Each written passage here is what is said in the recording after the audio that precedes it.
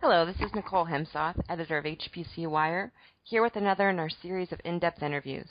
Today we're going to be talking to Chief Ethernet Evangelist at Dell and Ethernet Alliance Chair John D'Ambrosio about the 40th birthday of Ethernet, where it's set to go in the future, and more specifically, what Ethernet's role in high-performance computing might be going forward. Hi, John. Thanks for joining us today. Hi, Nicole. Thanks for having me. Sure.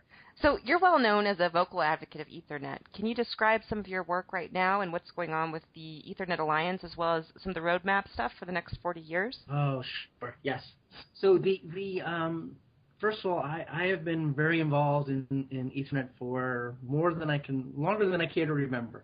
I was actually the chair of the 40 gig, 100 gig Ethernet task force, and then I went on to chair the 100 gig backplane project.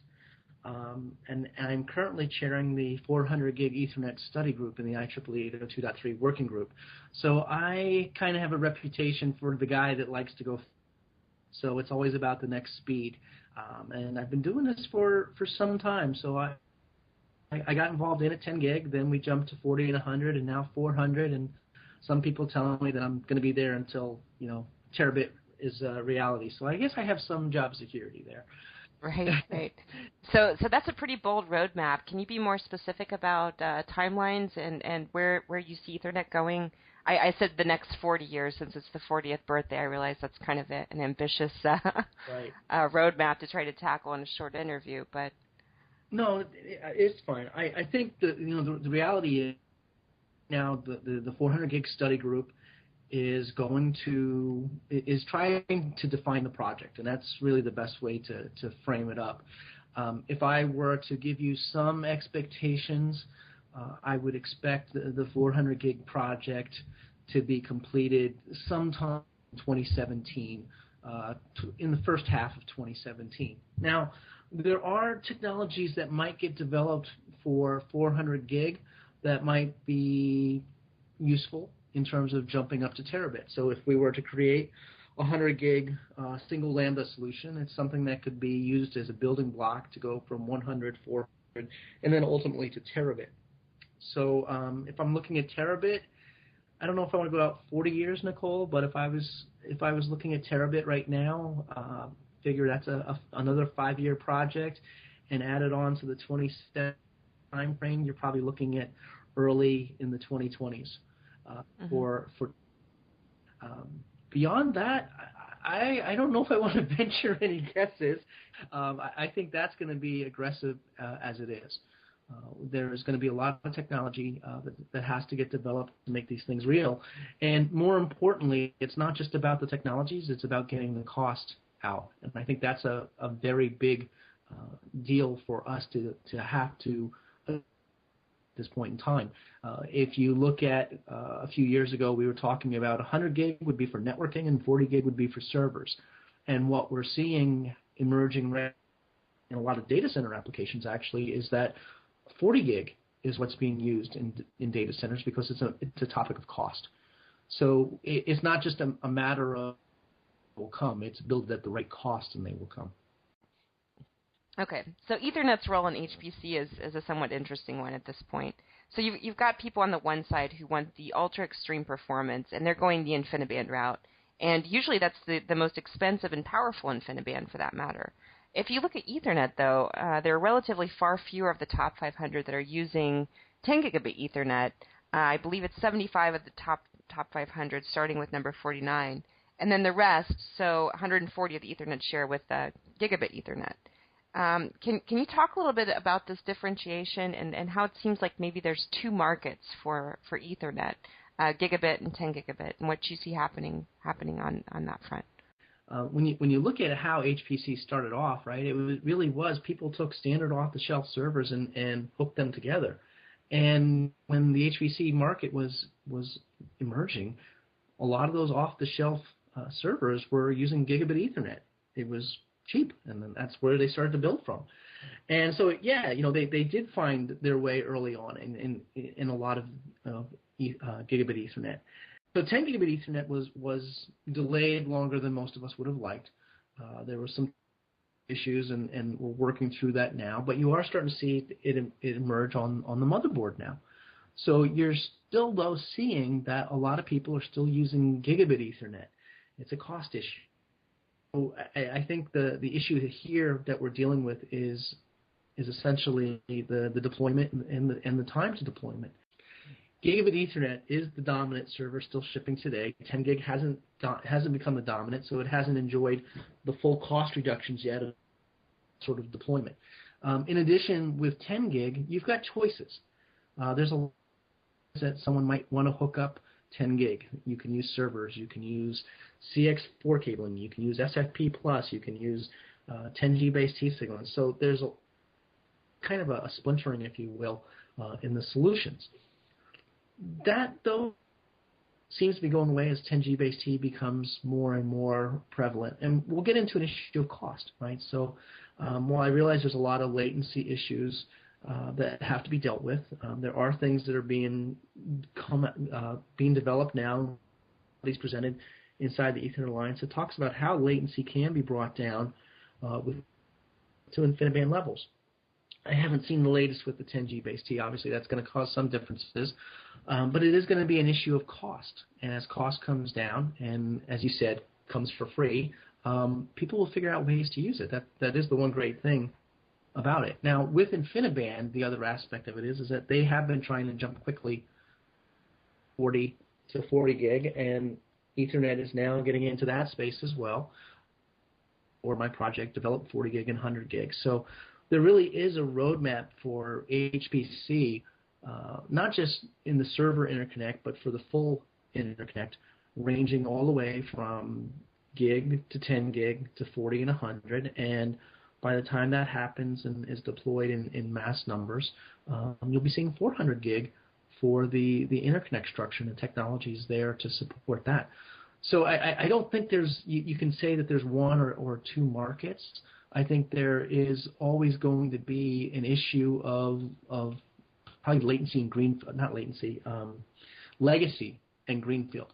So it depends on when things are going to be built, when they're deployed. Okay. You mentioned briefly bringing latency levels closer to InfiniBand. Can you describe some of the technology there? In response to your question, what we have seen is there was a study done by Penn State that we had presented inside the Ethernet Alliance, and what we saw was that using Rocky, you could get to InfiniBand sort of levels of latency. So it really comes down to deployment, how the implementation is between Rocky and cut-through switching. There are ways to see down that have to be dealt with. Mm-hmm. Okay, so for some of the HPC shops that are out there, folks that are listening right now, what's the case that you would make for 10 gigabit Ethernet over InfiniBand if they are very latency or bandwidth or both sensitive? I think the reality still is it comes down to its Ethernet. When you are dealing with Ethernet, you are dealing with something that really you're going to have a number of people who are going to support it. Ethernet is good enough, and that's a very big deal. Some people are going to be willing to pay. Some people don't. So what's happening now, if you were to map out the top performance in the top 500, if you were to look at the number one, you would plot essentially a straight line. Is that log linear? I forget, but it's a very predictable performance. And when you look at that, the reality is that the interconnect is going wider and wider in a parallel structure, but you still need to keep having basic underlying structures, in interconnect signaling technologies to make these things happen. In the case of 100 gig, we did a lot with multi-mode fiber. We came up, the 100 gig solution was based on 10 lanes of 10 gig, and that is finding its way into the HPC world. I think in some cases, actually, there are technologies that are being Ethernet that are then being leveraged across competing groups, because ultimately from the industry perspective, sharing the technology helps to drive down the cost for everybody. So as we start to look at the electrical signaling, as we start to drive the optical signaling, we're going to need to keep going faster.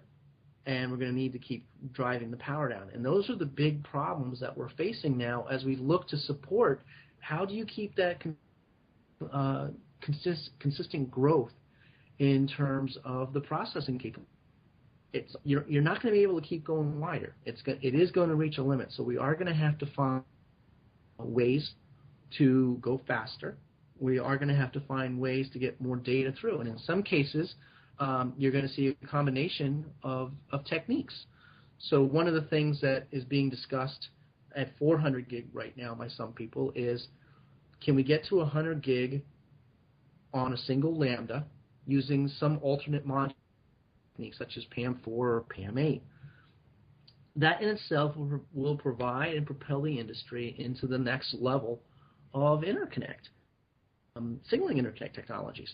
So once we have that base signaling nailed down, and I'll start off with the optics since we do have to look at this across a very high power extreme, you're going to be able to then take that, you can apply it across parallel paths, either through parallel fibers, which I'm sure you know Infiniband uses as well as Ethernet, or you might be able to do this through parallel lambdas, which is more, I think you see those typically in the longer reach type applications. So that underlying base technologies is what is being considered right now.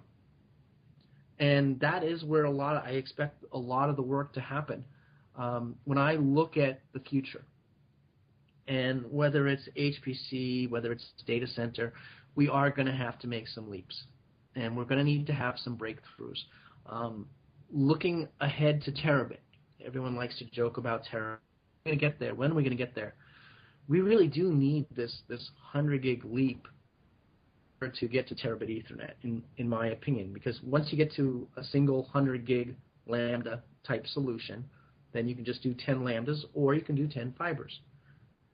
That is technology that will cross over and be leveraged by the Infiniband community as well as all the other communities, because everybody is looking at how do we make these next leaps, and getting that into will happen. And I think this is, you asked before about why Ethernet for HPC. Well, I'm giving you a roadmap for where the technologies are going. And where you see Ethernet happening right now is Ethernet is not just in data center. It's not just in enterprise. It's in the MAN. And, I've got a lot of telecom people coming to the 400 gig group because they're looking for an Ethernet solution to their routers, to their OTN equipment. That in itself, you keep looking at the longevity of the technology and knowing that there's going to be that future roadmap for you. So the underlying interconnect technology will be there. And that is in my opinion, one of the best reasons that you stay with Ethernet is because it's going to keep evolving. That's been truly, we joked before about when good is enough, that's Ethernet. If you really want to talk about Ethernet in multiple markets, I think that's a key point, because when I look at how Ethernet emerged and I look at the enterprise, good wasn't there. But when you start to look at the telco spaces, good is not enough. So there's a lot of conversations right now about how, improving the bit error rate to make it more reliable. That in itself is going to be a big push. And that's going to be the sort of things that I think you're going to see the HPC environment looking for in the future. And I'm not talking about, 10 years. It's going to take us a while to get those technologies done.